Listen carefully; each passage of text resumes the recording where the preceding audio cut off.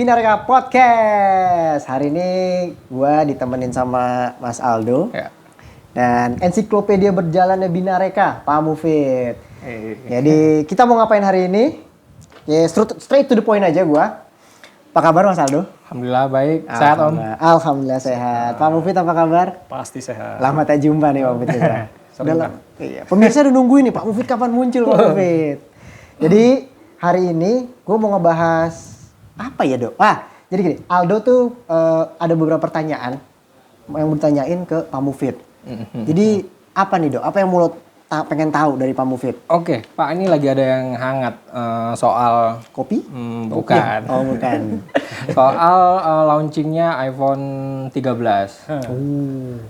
Nah itu tuh kalau gue baca-baca Pak ya, ada tulisan tentang fitur yang dilengkapi sama artificial intelligence, kecerdasan buatan. Nah sebenarnya gue aja nih yang kerja di bidang IT, kenal-kenal nggak kenal ibaratnya sama fitur itu apa sih? Lo doang sih dong. Yang lain sih. Nggak sih, gue juga nggak tahu. Sebenarnya itu apa sih gitu loh. Manfaatnya apa dan sebenarnya fungsinya tuh apa sih? Nah itu mungkin Pak Mufid bisa kasih pandangan juga nih buat kita semua. Iya betul.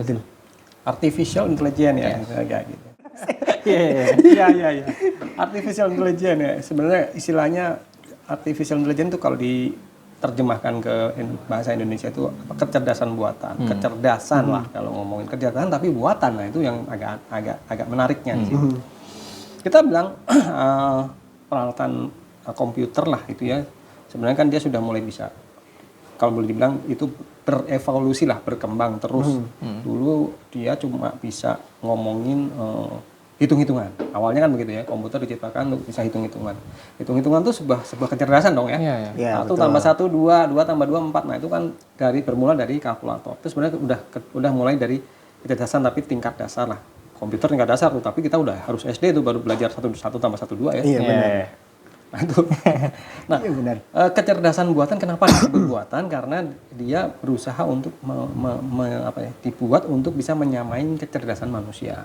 Oke. Gitu. Jadi tapi dari mesin komputer ya. Gitu. Nah, ketika terus berkembang itu ya dari sederhana fungsi-fungsi calculation, hitung-hitungan sampai nanti ke lebih mendekati kemampuan manusia yang secara kognitif ya. Orang tuh mulai bisa mendengar perintah suara, memahami, terus mengenali wajah dan sebagainya. Ini sebenarnya kalau dibicarain, kalau kita ngomongin detail dari sejarahnya, dari awalnya perkembangannya sudah lumayan lama. Selanjutnya dia mulai bisa kalau matematis kan inputnya sederhana ya. Ketik masuk keluar ketik ini udah biasa, itu dari dulu udah ada. Kemudian dia mulai berkembang kepada mengenali inputnya dari yang lain, bukan cuma dari texting ya, tapi dari suara, dari kamera. Jadi seolah kita mewakili dari manusia nih. Manusia tuh bisa mendengar, bisa melihat, bisa berbicara dan bisa bereaksi gitu ya. Nah itu komputer dan akhirnya pun diaplikasikan di perangkat smartphone kita, itu semuanya mendekati kecerdasan kita. Mengenali lah, fungsi mengenali dulu lah, mengenali secara visual.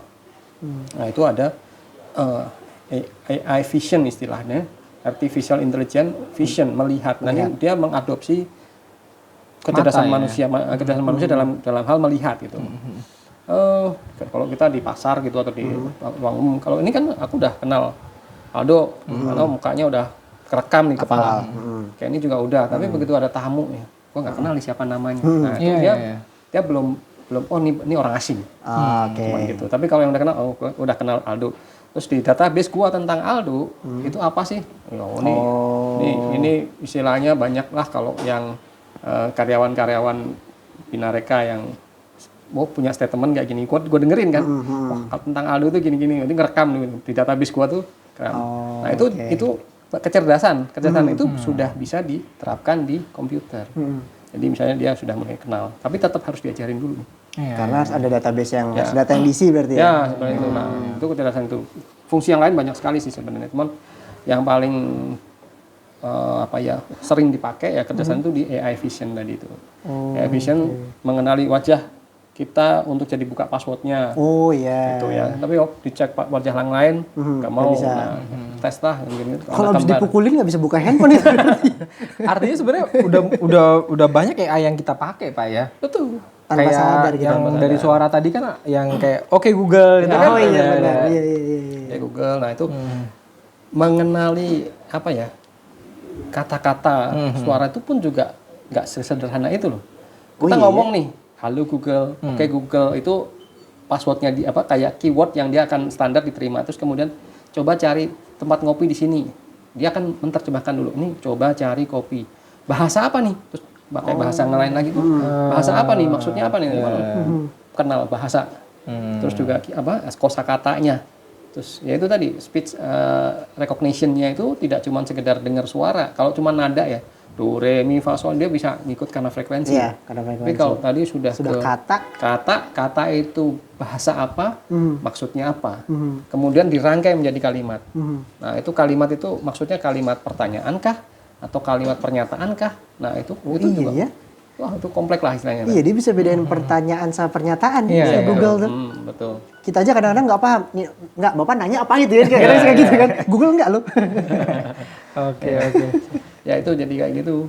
Itu salah satunya. Tapi kalau ada fitur AI-nya sebenarnya luas banget itu AI di situ. Ya.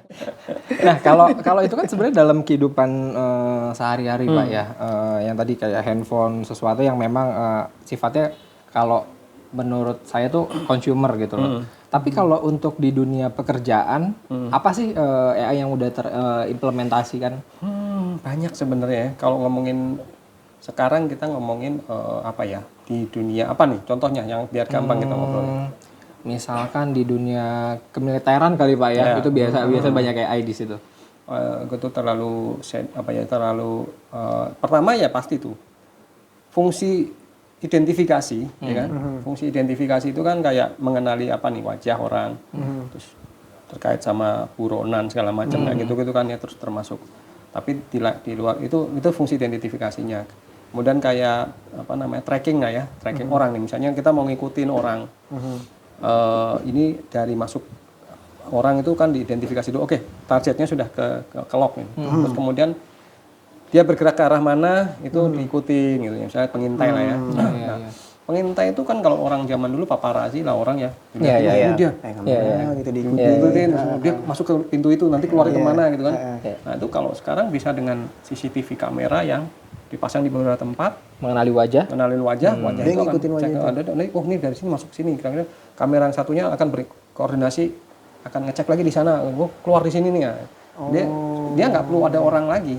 Iya. Nah, itu juga sudah bisa diterapkan di situ. Terus banyak lah kalau ini sih. Kalau lebih detailnya mungkin kita masih bahas satu persatu. Iya. Cuman ya tadi menariknya kalau yang itu sudah bukan chatbot di Google apa itu Google Assistant ya. Itu bisa diajak ngobrol, bisa diajak apa tebak-tebakan ya gitu. Oh iya. Bisa. Nah, itu.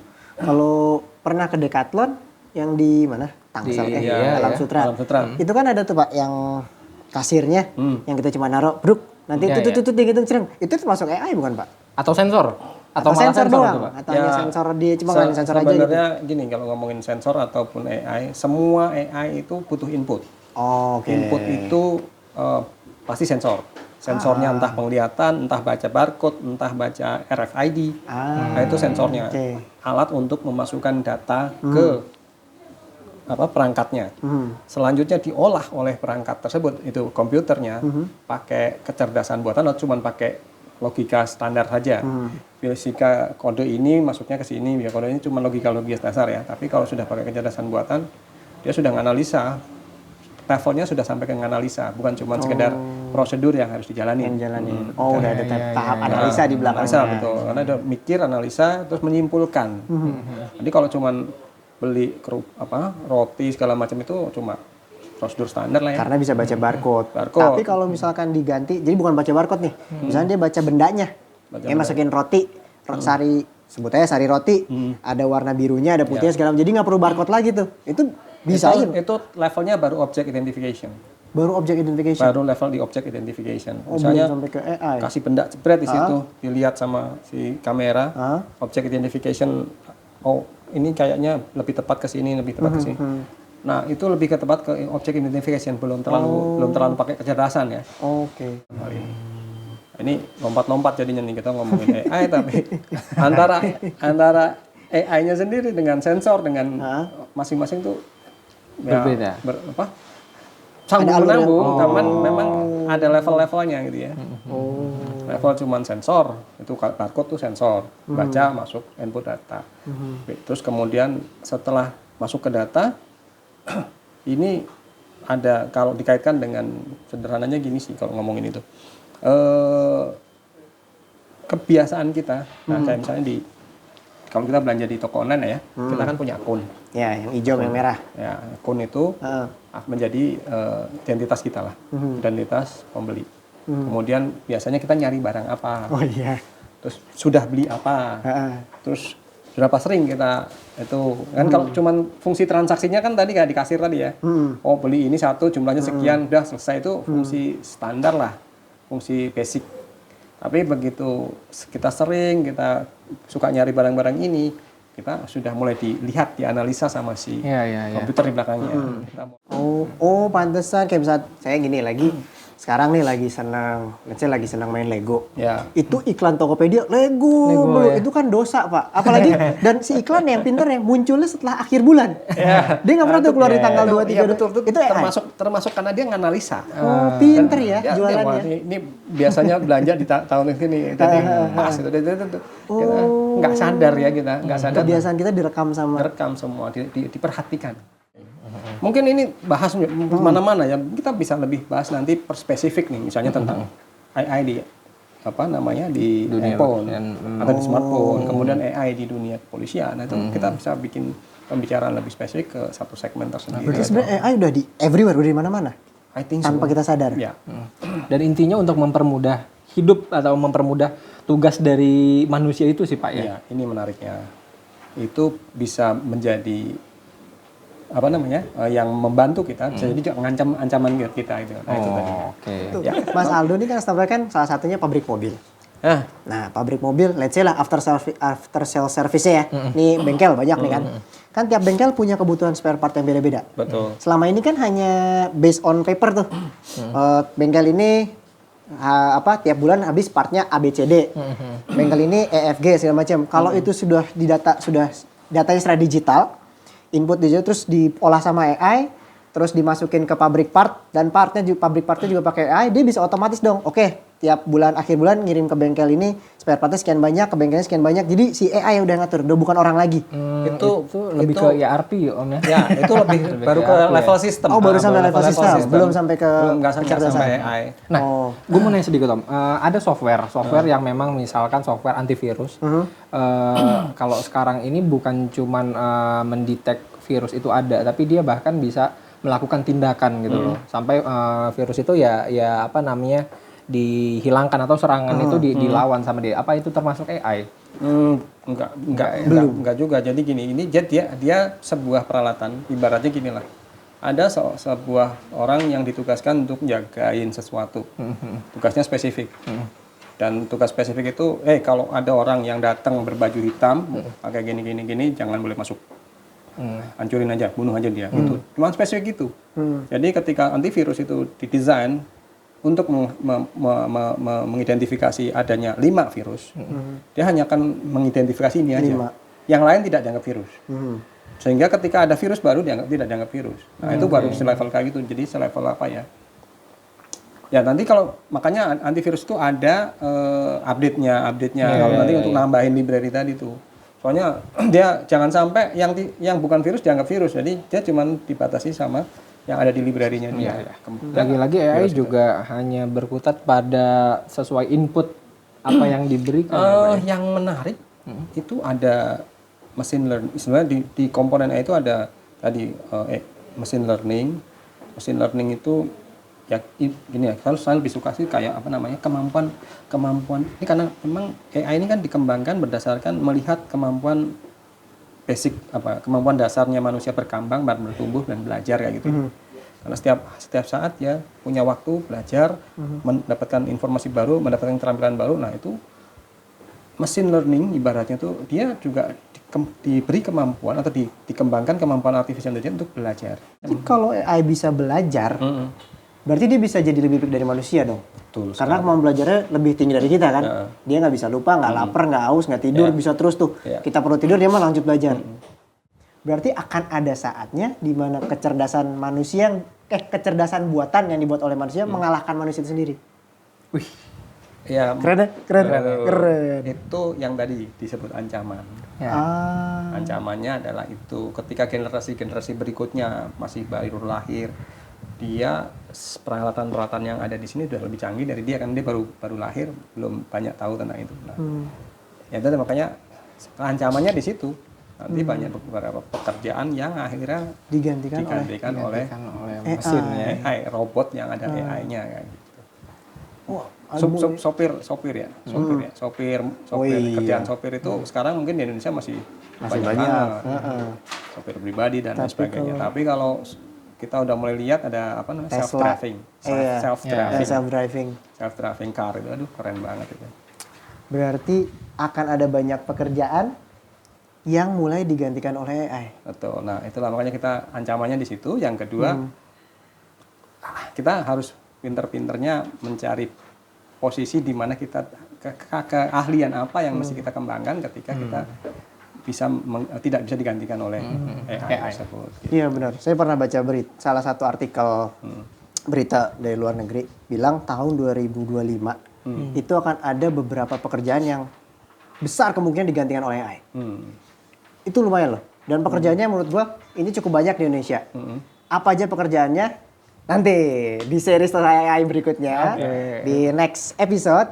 Jadi sekian dulu dari kita. Aldo masih punya pertanyaan, tapi sampai sini dulu. Ntar lihat episode berikutnya. Saya Kenny dengan Aldo dengan Bang Fit. Check out.